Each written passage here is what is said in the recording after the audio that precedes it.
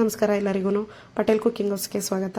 ನೋಡಿ, ಮೊದಲನೇದಾಗಿ ಒಂದು ಅರ್ಧ ಬೌಲಷ್ಟು ಅಡುಗೆ ಎಣ್ಣೆ ಹಾಕಿ, ಅರ್ಧ ಟೀ ಸ್ಪೂನಷ್ಟು ಸಾಸಿವೆ ಜೀರಿಗೆ ಹಾಕಿ, ನಂತರ ನಾನಿಲ್ಲಿ ಒಂದು 3-4 ಟೀ ಸ್ಪೂನಷ್ಟು ಕಡಲೆಬೇಳೆ ತೊಗೊಂಡಿದ್ದೀನಿ. ಅದು ಗೋಲ್ಡನ್ ಕಲರ್ ಆಗೋವರೆಗೂ ಫ್ರೈ ಮಾಡಿಕೊಂಡು, ನಂತರ ನಾನಿಲ್ಲಿ 1 ಗಡ್ಡೆ ಬೆಳ್ಳುಳ್ಳಿನ ಜಜ್ಜಿ ಹಾಕಿದ್ದೀನಿ. ನಂತರ ಸ್ವಲ್ಪ ಕರ್ಬೇವಿನ ಸೊಪ್ಪು ಹಾಕಿ, ನಂತರ ಮೀಡಿಯಂ ಸೈಜ್ ಇರುವಂತಹ ಈರುಳ್ಳಿನ ಹಾಕಿ, ನಂತರ ಇದಕ್ಕೆ ಒಂದು ಅರ್ಧ ಟೀ ಸ್ಪೂನಷ್ಟು ನಾನಿಲ್ಲಿ ಅರಿಶಿನ ಪುಡಿ ಸೇರಿಸ್ಕೊಂಡಿದ್ದೀನಿ. ಅದು ಹಾಕಿದ್ಮೇಲೆ ಚೆನ್ನಾಗಿ ಒಂದ್ಸಲಿ ಈರುಳ್ಳಿ ಸ್ವಲ್ಪ ಕಲರ್ ಚೇಂಜ್ ಆಗೋವರೆಗೂ ಫ್ರೈ ಮಾಡಿಕೊಂಡು, ನಂತರ ಒಂದು 4-5 ಟೊಮೊಟೊನ ಇದಕ್ಕೆ ಸೇರಿಸ್ಕೊತಾ ಇದ್ದೀನಿ.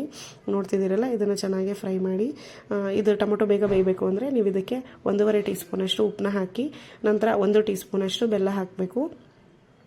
ನೋಡ್ತಿದ್ದೀರಲ್ಲ, ನನ್ನ ವಿಡಿಯೋ ಎಲ್ಲ ಡೀಟೇಲಾಗಿ ಬೇಕು ಅಂದರೆ ಪಟೇಲ್ ಕುಕಿಂಗ್ ಹೌಸ್ನಲ್ಲಿ ಒಂದ್ಸಲಿ ಸಬ್ಸ್ಕ್ರೈಬ್ ಮಾಡಿ ನೋಡಿ.